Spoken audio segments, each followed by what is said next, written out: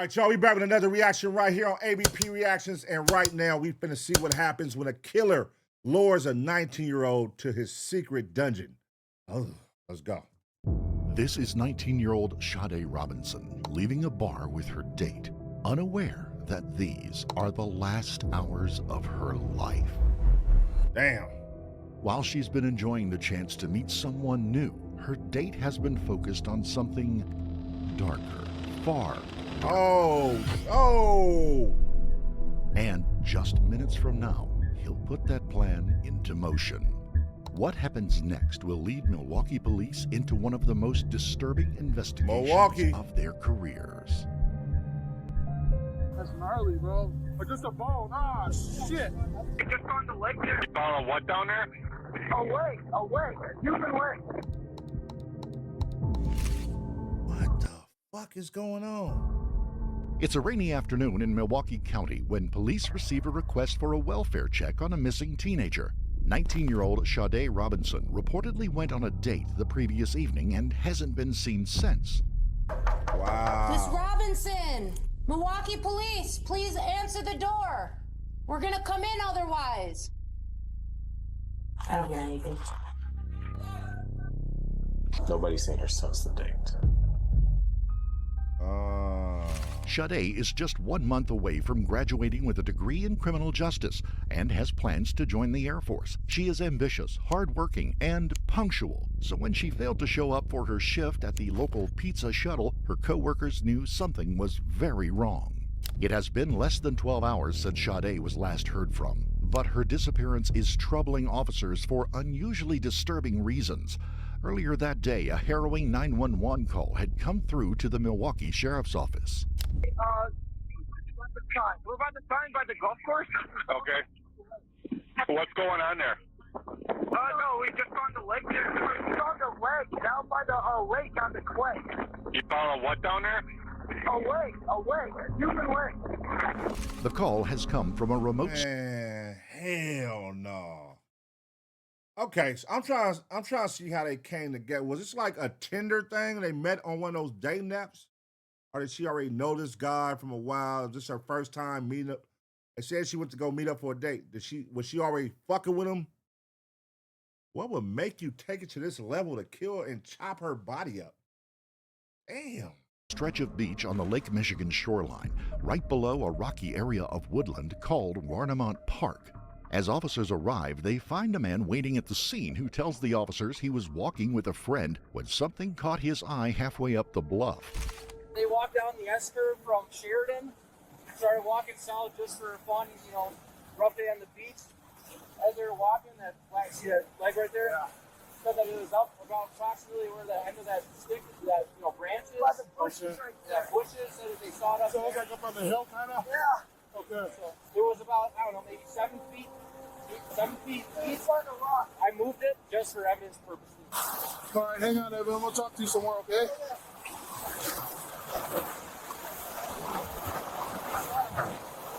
Damn. The leg appears to have been cleanly sawn off at the hip.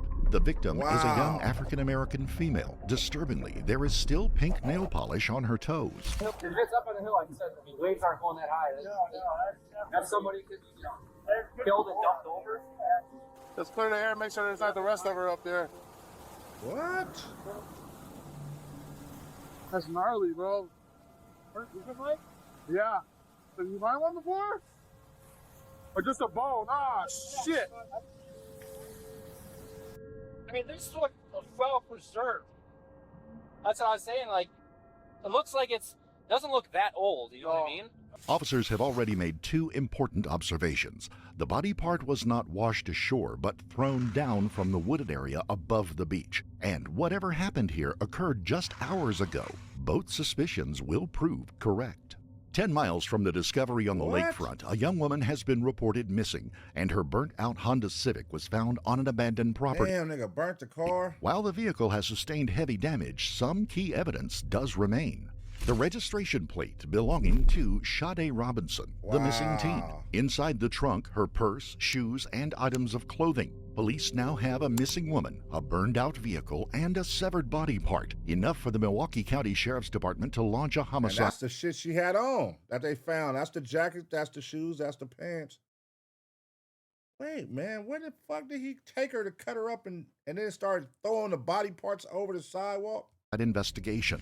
While forensic teams begin scouring the lakeshore for remains, investigators arrive at the Robinson family home to break the tragic news to Sade's family. What? It is a routine first step in any investigation, but things are about to take a turn that no one anticipated.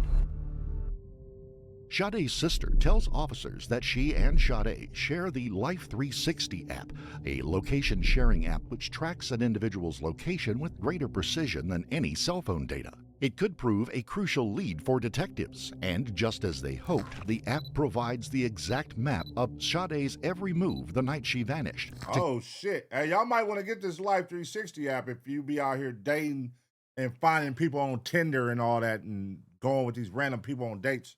Because there's some sick niggas in the motherfucking world, man. Ladies, especially you. If you're going on dates out there, this sound like an app you might want to get and give it to your homegirl or your mother or somebody so they know where the fuck y'all at. Together with surveillance footage pulled from each of her locations, officers now have a complete account of her every last moment. This is Sade Robinson leaving for work on the morning of April the 1st. That afternoon, she exchanges several texts with a man she met just 3 days earlier, Maxwell Anderson, an insurance salesman turned bartender. What? Max met Sade when she applied for a job at the club where he works. By 5 p.m., they've settled on what seems to be the perfect location for a first date, the Wow. Twisted Fisherman, a restaurant overlooking the Menominee River. But by the time Sade arrives, wind and rain have emptied the riverside patio. She checks her hair and then enters the bar, where she greets Maxwell at the counter. At 33, Maxwell is considerably older than Sade, and he's made no secret of his interest in her. As investigators review the footage, several unsettling details catch their attention. Max seems distant, rarely looking at Sade or engaging with her directly. It could be nerves or something more concerning. Still, by the time they leave, the date seems to be going smoothly enough for them to continue on to a nearby sports bar. CCTV footage captures them walking toward Duke's on Water. They order drinks and play beer pong with another couple, two people just like them, enjoying their Friday night.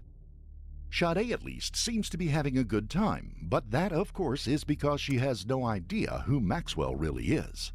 While one team of investigators Who is pores he? over surveillance footage, another is digging into Maxwell's past, and what they uncover is disturbing. Maxwell has a lengthy criminal record, including convictions for battery, assault, and domestic abuse.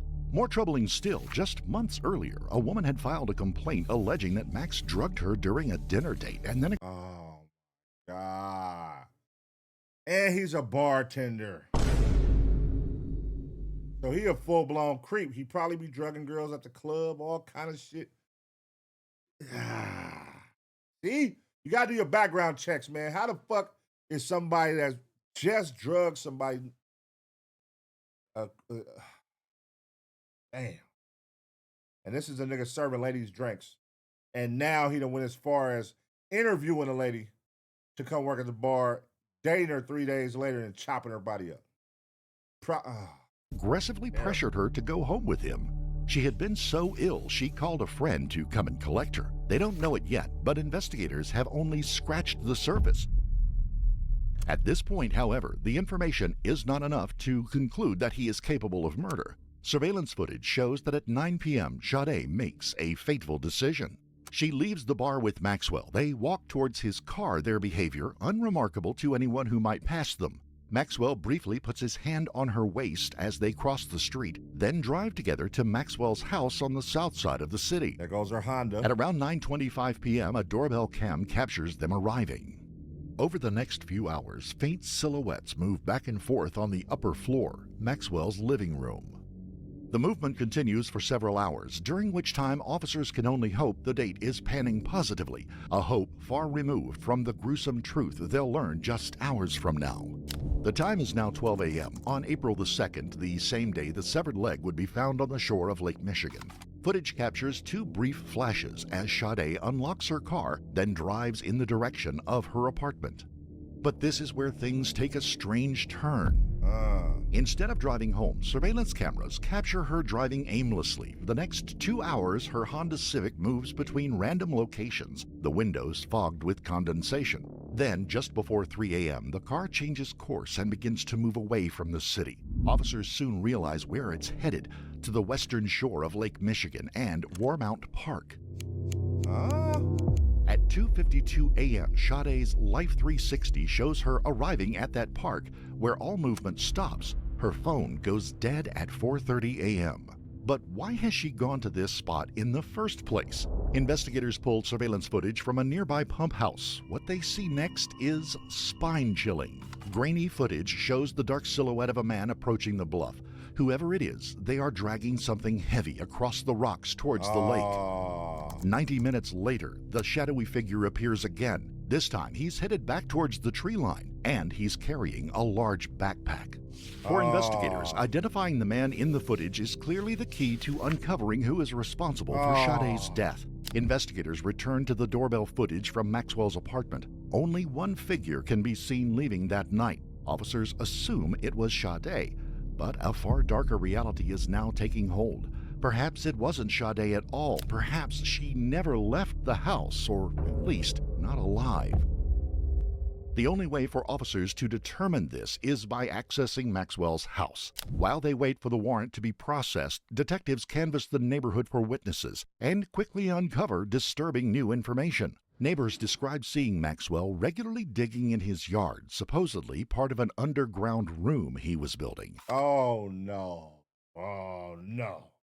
Don't say he got multiple bodies.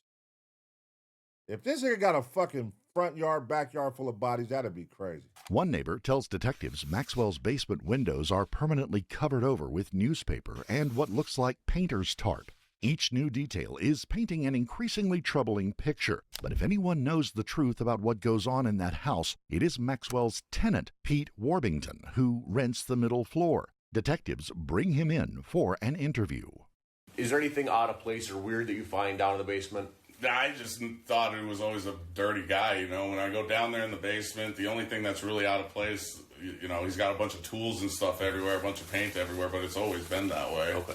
I didn't really notice anything in the basement since then that would be considered odd. I just thought he was an odd dude. He's always working on, like, arts and crafts, not arts and crafts, but, like, home he calls it home improvement, but he's obviously no good at it. And he would just do that constantly, building weird stuff, or, you know, he built that shelf that's above our washer and dryer out of, like, a door or something. And so he was always constantly doing, like, arts and crafts and stuff, and, you know, in the basement, as far as the basement goes, that's just how it's always looked. Okay. So I never thought anything of it. It's his house, you know? Yeah. Like, what do you mean, like, an odd person? Like, what character, like you said, just like the woodworking? Yeah, kind of just stuff? the woodworking, and like he'd be building all this stuff, and he was constantly hammering. Like in his attic, I know that he did some work up there, and that was one of my biggest grievances with him. And it's like, I don't want to work all day and then come home and hear you beating on stuff, you know. And that's my biggest grievance. And it's like, well, what are you doing? And he's like, oh, I'm building a shelf for over our laundry. Like, you didn't need to do that. That's so weird. There's a 5-panel shelf right next to the washer and dryer that you're not even using. Yeah, what's the big old hole? He says he was gonna turn that into a shed with like a basement, and they said like when it gets cold in the winter, that's where I was gonna keep my dogs. And I'm like, this is the dumbest idea I've ever heard in my life. You don't like, you know, and he did do the fence around, and I appreciate that. Having a dog, you know, I like a fenced in yard, and he did good with that. And I think that just kind of amped his head up to do all this other stuff, and he's got all these ideas and stuff. And yeah, that was supposed to be. What? I'm building a shed for the dogs for the winter. An underground shed. This nigga's off. He's some kind of subterranean hole for his dogs, and then in the top it was going to be storage for like lawn stuff or whatever. That was his idea. And then there's another hole going like back to the garage. He said he was going to do an outdoor bar there. And the guy's just weird, man. He had all these weird ideas. This guy's just weird, man. As a normal person, you look at that and you're like, that's never going to work. You know what I mean? It's not much to go on, but the very next day, a woman will step forward with information that will place Maxwell squarely as the detective's prime suspect. There's just one thing that I thought was really odd. What? So on Instagram, March 28th, he sent me this video. Maxwell's ex-girlfriend shows police a video he had sent her on Instagram. It's CCTV footage of a suitcase containing the dismembered body of a young woman killed hours earlier by her Tinder date. Yeah, I'd agree with you. That's pretty fucking weird. What did you say to it? He said, please be careful out there. Because he was upset I was dating other people. And I said, that's fucked. And I didn't want to talk about it. He's like, yeah, sad. I'll leave you alone now, starting now. Because I didn't want to talk to him. Meanwhile, another friend tells the police that just a month before meeting shit. Sade, he saw Maxwell's basement covered from floor to ceiling in plastic, with saws and knives scattered around. Maxwell told them he planned to kill and dismember someone there, but... Man, what? So this nigga told you motherfuckers. Man, that is crazy. See, people don't be taking shit serious, man. A nigga got the whole shit tarped off. Plastic everywhere, knives everywhere. Hey, I'm gonna dismember somebody soon. Yeah, man, you're tripping, man. All right, I'm gonna holler at you, bro. And just left. Like, nah, cuz. Hey, all right. What do you do in this situation? One of your coworkers invites you over. You go to their house. Y'all have a drink or something, you know, hanging out, whatever, chilling. And then he show you this room and there's plastic everywhere and knives everywhere. And he tell you, hey, I'm going to dismember somebody soon. How you going to handle that? Not your business? You leaving? Are you going to stick around? What's going to happen here? Are you going to tell somebody? And if you're going to tell somebody, who you going to tell? the friend had dismissed it as another one of his strange antics. For officers, however, this is all sounding far more sinister. On April the 12th, 2 days after Sade's disappearance, a team of officers arrive at Maxwell's house with a search warrant, while another unit tracks his movements. But as soon as they begin tailing him, he turns and starts heading home. With few other options, officers intercept him 2 blocks from his house under the pretense of a traffic violation, and they arrest him. Got him. 32 headed southbound Hampton on. Got your weird ass, Maxwell.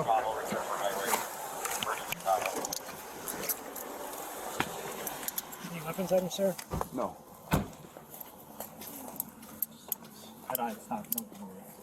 What's going on? Yeah, somebody just radio it.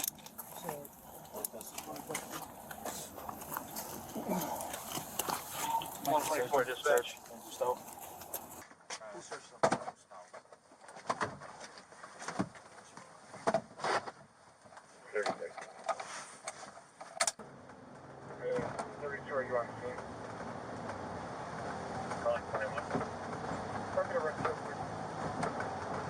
Throughout the ride, Maxwell stays calm but looks visibly shaken, as if trying to work out why he's been arrested. He's taken into custody at the Milwaukee police station and escorted into an interrogation room, where he requests a lawyer and never speaks to detectives again. Go up those stairs. This nigga creepy, man. Just take his 2 jackets, boots, belt, boots. You have anything in your pockets? No. You might just stand up real quick and double check the pockets. Just makes it with me. Hey, how do you think that girl with the Life 360 feels? Who was the other end, her homegirl? Knowing that she trusted me with knowing where I'm at. And then you see this shit going on this app. You probably sleep though. It's 3 a.m. You probably sleep. And you wake up in the morning and you see that at 1 o'clock, 2 o'clock, she was doing some weird activities going from this side of town, and now at 3:40 they at the beach.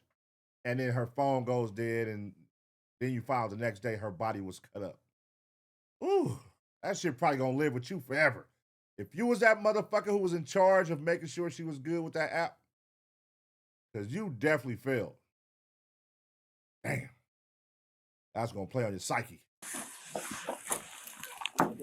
His strategy will do nothing to help his case, however. While Maxwell awaits in the county jail, investigators are busy combing through his apartment and downloading the contents of his phone. But here again, things are about to take an unexpected turn. Detectives searching the apartment are stunned to find no evidence of a crime scene, but all the appearances of one. In fact, this will be one of the most disturbing residences these veteran officers will ever encounter. Bladed weapons are in every room. Machetes, axes, knives, 51 blades in the kitchen alone. Blood spatters are visible on the walls, bedding, and flooring. In the basement, officers uncover a makeshift sex dungeon, complete with hidden rooms, slings, restraints, handcuffs, and torture devices. Shelves and drawers contain surgical gloves, duct tape, zip ties, and plastic sheeting. What the Most fuck? disturbing are the things hidden out of sight, stuffed between support beams and inside walls. Notepads listing women's contact details and personal information. Wow. Bags of women's clothing, shoes, and underwear. These? So he did it before. He killed some more women. Ledgers full of twisted fantasies. And in the garden, investigators find signs of Maxwell's interest in digging. But it looks nothing like construction work. Yet, for all its horrors, none of it directly ties Maxwell to Sade's murder. The blood is later determined to be canine. None of the knives test positive for Sade's DNA. There is no sign of a cleanup operation. However sinister this house may be, it's not enough to lay charges, and officers find themselves back at the drawing board. CCTV has provided investigators with every major breakthrough so far, and now they turn back to it once again. Someone drove Sade's car away from the beach that night before setting it on fire. But who? Investigators zero in on the area where her burnt-out car was found.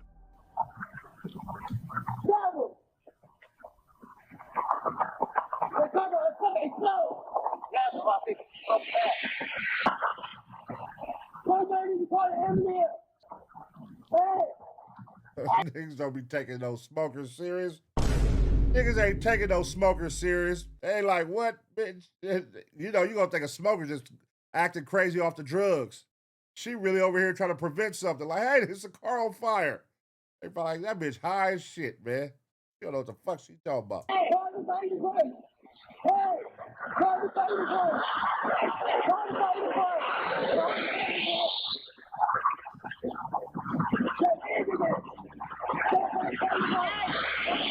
Two witnesses have just seen a car on fire and asked someone to call the fire department. But officers quickly notice one other person in the footage. The unknown figure is wearing a hoodie and carrying a heavy backpack. Look he at moves this quickly, nigga. like he's trying to distance himself from the scene. A moment later, he reaches a bus stop and boards a city bus. The next footage comes from a camera inside that bus. Cameras a man's everywhere. face comes clearly into view.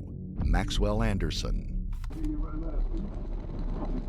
Cameras everywhere. What about you?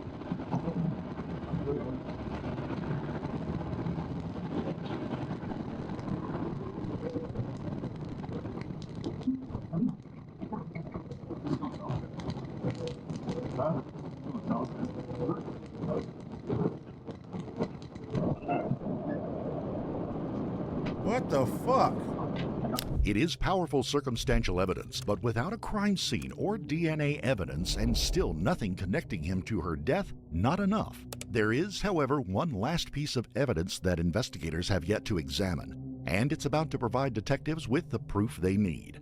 When forensic technicians download the contents of Maxwell's phone, they discover dozens of images taken shortly after midnight on April the 2nd. Images of Sade that he had taken and deleted. At 12:04 a.m., Maxwell takes the first photo of the woman. She is lying face down on his couch, incapacitated, an arm over her face. In images that follow, she is in various states of undress. A white male's hands can be seen groping her. So this nigga at the house. Drugged her, probably drugged her. As he is taking photos, Maxwell has turned on an episode of the series Love, Death, and Robots. It features a dismembered corpse on a beach. Detectives have just one last thing to do. On April the 4th, Maxwell Anderson is charged with first-degree intentional homicide. mutilation of a corpse, and arson. In the days leading up to his trial, human remains continue to wash up along the shores around Milwaukee. What? 911, this is Brian. What is the location of your emergency? Hi, this is Oak Creek. I have a caller on the line. She is going to be on the beach. If you and advise that she is out with a deceased body or body parts. Okay. It looks like the back and the butt and an arm. A foot is found not far from the burned-out Honda Civic. Oh. Nearly a month later, an arm washes up on a beach in Oh my God! Imagine being like the parents and having to hear this shit. Like, So wait, where'd you throw the body in the water? Like, where? How a month later the arm wash up on a month later? What did you do, nigga? A month later the arm showed up. Keegan, Illinois. All the remains have since been identified as belonging to Sade Robinson. During his trial, prosecutors argue that Maxwell's fast and confident actions that night suggested extensive planning. The evidence on his phone suggests Sade Robinson was drugged at his home before he killed her and drove away in her vehicle. The lack of any blood evidence in her car suggests that she was dismembered on the beach during the 90-minute window in which Maxwell was out of view of any cameras. He has not been connected to any further homicides. On June the 6th, 2025, Give that nigga life. Jury found Maxwell Anderson guilty on all counts. He was sentenced to life in prison. Give that nigga to life. this day, he protests his innocence. Damn, man. Sick motherfucker. Rest in peace to that young lady, man. Rest in peace to that lady, man. Damn. She just met the guy, you know what I'm saying, trying to go get a job. He's the bartender there. You know, I don't know what she saw in him that made him attractive to where, hey, let's go out on a date. Because he seemed like a weird motherfucker. So was she a little weird too for that to be a turn on? But anyways, 3 days later, go out on a date. Here's my thing. I'm just asking. What if she's never dealt with a white guy, right? And you know, if you black, you know what I'm talking about. Like, it's like a thing. Like, hey, I'm finna try something. I'm finna date. I'm finna see what's up with this white girl. I'm finna see what's up with this white dude. You know, and your homegirl 9 times out of 10, mate. Hey, hold on, watch out now. Hold on, watch out now. Trust me, this happens. And then it actually lives up to be what you expected it to be, where it's a crazy motherfucker who takes you and kills you and cuts you in pieces. Like, that is some sick shit. And she's just thinking it's a nice little date. Let's hang out, go back to your house, and then you drug her, take pictures of her, undress her, probably did some more shit, and then take her to the beach and cut her body up and throw. Like, who the fuck, dog? What the fuck? This is crazy, y'all. Hey, listen, ladies, gentlemen, both of y'all, be safe out there, man. It's some crazy motherfuckers, and they're working at bars. They're serving you drinks. Be careful. Be careful. These motherfuckers, they outside waiting for you to walk. We had the reaction, the nigga that buried the girl underneath the stairs, that tucked her on the stairs, and she came out the bar drunk, and he wanted to help her to the car. It's some crazy motherfuckers out here, man. You know what I'm saying? When y'all watch these ABP reactions, y'all learn, man. Be prepared. Go get you a goddamn taser. And a knife. And a gun. Get you everything. And be ready. And don't take no drinks from none of these motherfucking sick-ass motherfuckers you just met. Don't trust these niggas, man. This shit is crazy. But, yeah, life in prison, man. That's what the fuck you deserve for cutting up that sister, man. She did not deserve that, bro. You fucking piece of shit. And how would you feel? I'm gonna ask y'all again. If you on that Life 360 and to find out that your homegirl confided in you to make sure she's straight while she out. She probably told you, I'm going on this date. You know what I mean? Make sure you tracking me tonight. And you fall asleep and then wake up in the morning and your homegirl missing. Come to find out she dead. How would you feel, man? How would you feel? Sad situation, man. Rest in peace to her again. I'm going to give y'all 2 seconds to smash the like. And as always, get ready for the next reaction.